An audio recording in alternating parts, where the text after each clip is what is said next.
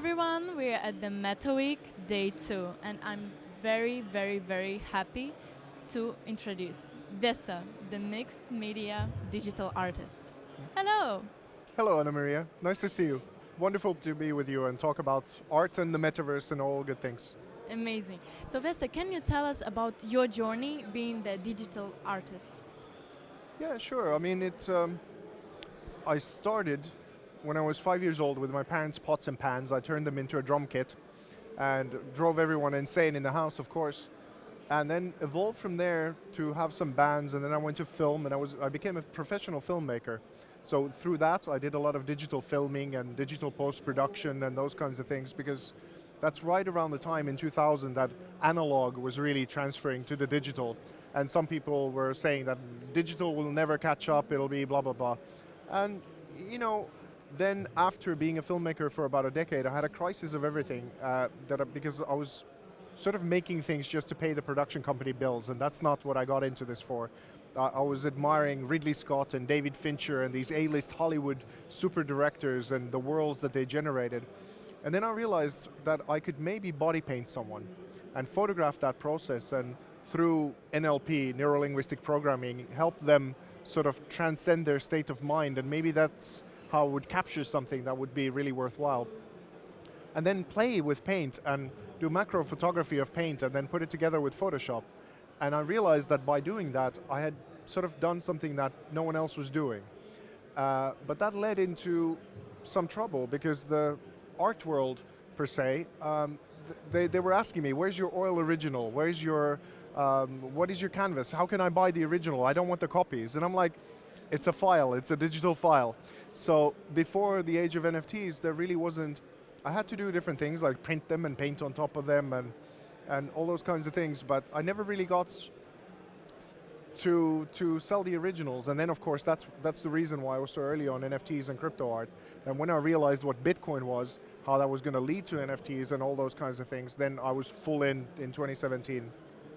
So it was among maybe the first 4 or 5 artists to come into the whole space. Wow, amazing. In your opinion, how art, and NFTs especially, are important to society? Wow. Well, I mean, if you look at something that is our period right now, which could be easily maybe transferable to what was happening in Renaissance Italy, it was sort of in scatters, it wasn't a unified country. Money was, something that wasn't cohesive. So then you have the Medici family with a new innovation in money, and they had the vision to start funding the arts and the sciences and kind of everything that now, hundreds of years later, people still fly to Italy to go and experience what it was and how important the Renaissance was for the global culture, essentially. So now we have a world that is divided in so many different kinds of ways, and it's in sort of scatters, and now we have Bitcoin. So that's really the decentralized Medici family, whose purpose is to, if they should accept the responsibility, to fund the arts and the sciences and the awe. Because if you think, like, for example, the Catholic Church, one of the most powerful institutions in the world, and they used something that was divine inspiration, they packaged it together with art for money, power, prestige, awe, all of those different kinds of things. And art at that level provides you that kind of thing, but it really is about divinity. It's about our origins, and it's either that is now perceived to be garbage, or then it's the only thing that is really worthwhile about us to show what our existence is. So it depends, there's levels to the game. In crypto industry, majority of people, they believe that in coming years, everything is going to be digitized. What do you think about this? I'm not really sure how to approach that question. I mean, we're trying to find value in what we do. And I suppose that art, if anything, it's a search for value. Because again, in a similar kind of way, you can say that that is completely worthless. What is this crypto punk? What are these digital bits? What is this thing? You will always have people who won't find the value, but if you do your best to kind of approach it holistically, to try and find different ways to give meaning to what it is that you do, and hopefully offer some new insights and perspectives. Like, for example, we do these art cars here in Dubai. Right now, there are 3 art cars in Dubai, as in that they're wrapped in art. And I'm hoping that in 2 years' time, there will be a very common thing in the streets of Dubai. and we will have transformed the way that people look at an object, not only how it takes you from A to B, but what it is as an investable asset, and how that can beautify our lives as we go along the way. And what does that transfer to? Can that be yachts? Can that be sort of planes? Can that be buildings? Can those buildings have digital doubles that do different things than what they do in the physical world? Can I build an art building in the metaverse that someone who's crazy enough here is going to put $1 billion into to build in the physical space? This is what the search for value can be, and I'm writing that as the best that I can to provide some new ideas. Speaking about art, how does it affect your life? Well, it's sort of this cliche thing that people say that, okay, something is a lifestyle. But it's so, like for the first 10 years of my career, even though I did big things like reached 300 million people with the Vina Malik project and BBC World, and like I had a lot of prestige and those kinds of things, but it was hard to monetize. So the first 10 years were financial hell. And it was that affected everything from my health, from sanity to whatever.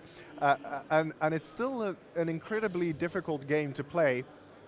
But at its best, when I'm creating in my studio and I get connected to something that feels like bigger than me, or feels like something is coming through me, and in moments like this when we get to have a conversation and someone sees some of the artworks and they go, wow, and you know that you've enriched this experience somehow, because life is incredibly difficult for all of us, for a variety of different reasons, like health issues or family members die or whatever it is.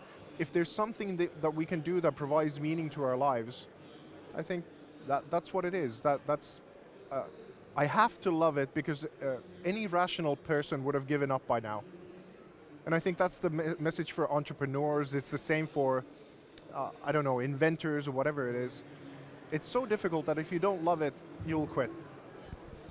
I wonder, how can you describe your art in 3 words? Just one, transformative. Great, great answer, I love it. Thank you so much for the interview. Thank you If so you much. have any maybe advice or message to our audience, In one way or another, right now, because it feels like we're so divided and we focus on all the different things and how we're different, whether it's sex, race, gender, all those kinds of things that are ultimately sort of superficialities when it comes to ideas, and the next layer down from that would be love. And I think every human being needs that. We need to feel valued and appreciated, and we need to find the value to give to others to feel that. But is to maybe focus on that a little bit more rather than all of our differences all the time. And I know that can sound incredibly naive. It can be something like, oh, coming from a high horse, whatever. Nothing like that.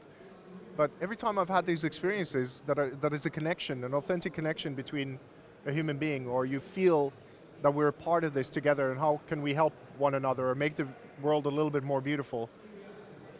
I just want to connect with those people. I know that's not for everyone, but those are the ones that I want to hang around with. So thank you so much, VESA, for the interview. I really, really appreciate it. thank you so much, AnnaMaria.